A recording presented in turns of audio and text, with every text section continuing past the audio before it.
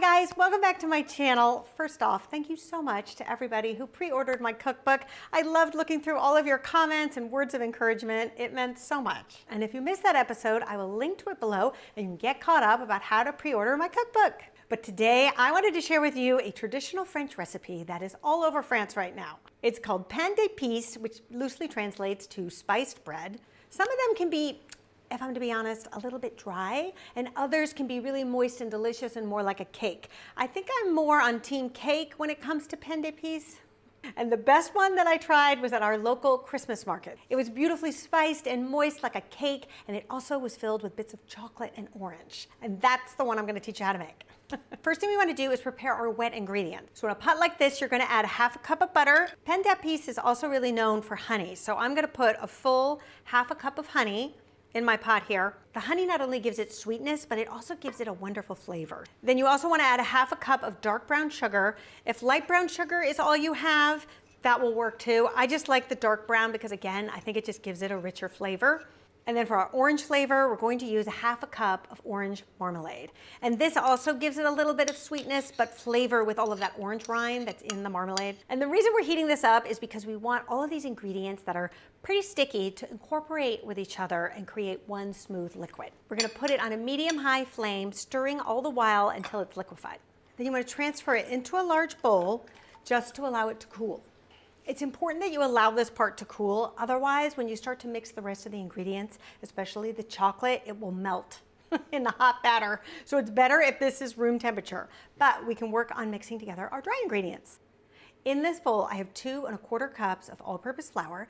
To that, you're gonna add 1½ teaspoons of baking soda and a teaspoon of salt.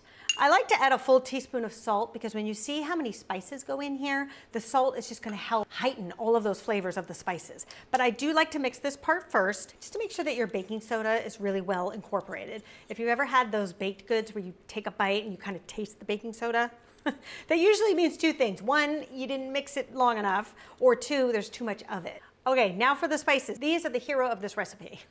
So in this bread, we're putting a tablespoon of ground cinnamon, 2 teaspoons of ground ginger, a teaspoon of ground nutmeg, a teaspoon of anise seed, and don't worry, they bake into the cake, so you're not gonna be like fishing them out. They soften and kind of bake into the cake. You don't even know they're in there, but they provide a really wonderful, almost like licorice-y taste to the spice blend, and that is what I find is the distinction between like American gingerbread and French pain d'épices. It's that anise flavor that's just so great and so Christmassy. And then I also have half a teaspoon of ground cloves. So in they go. I hope you have the Christmas carols on when you are mixing this up because it is so fragrant and so Christmassy. Then before we add our dry ingredients, we also want to add a 1/4 cup of vegetable oil. This is just going to add a little bit more moisture to our cake. And then 2 eggs, which you'll add 1 at a time and whisk it in between each addition. Okay, now we can add our dry ingredients. So go ahead and just add them a little bit at a time in thirds, whisking as you go. This is really Santa's bake shop. The fragrance of this batter is so fantastic. Then you can set your batter aside while we get our chocolate ready. You don't want to chop it too fine because then the chocolate will just melt into your bread and you'll wonder where it went.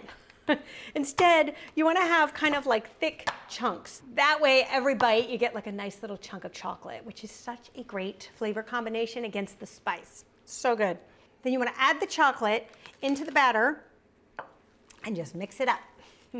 And then you want to pour it into a loaf pan that's been sprayed with baking spray with flour. Just go ahead and smooth it out with a spatula. And then we are going to bake at 350 degrees Fahrenheit for just about 55 minutes to an hour.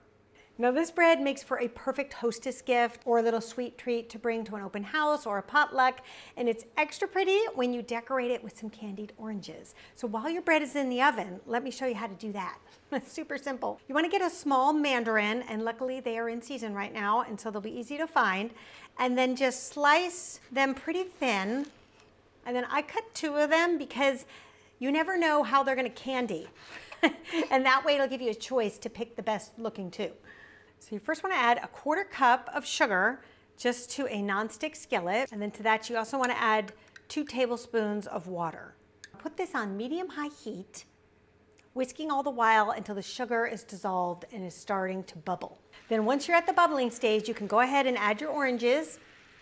Let them rest in this hot sugar syrup for about 3 to 4 minutes on each side before you flip them. And be sure you flip them with a pair of tongs because this liquid is super hot. Once they look bright orange and maybe even a little caramelized on the exterior, then you can transfer your oranges to a rack fitted in a sheet pan, just so that any of the sugar drips down below on the sheet pan and not on your counter. And you can just let them hang out there to dry until your bread is fully baked and cooled. And then we're going to give it a nice little shine and additional flavor with some liquefied orange marmalade. So you just put it in a pot on your cooktop and melt it until it's liquefied. Or you could also pop it in the microwave. You can get some of these beautiful plastic evergreens at Michael's, or you can find them online. I like to put one in the center, and then you can take your 2 favorite looking oranges and place those on either side. And then you can also place a little cinnamon stick right on top. And when you slice into this, you will see how moist and delicious and flavorful it is, with the bits of orange, anise, and of course that rich dark chocolate.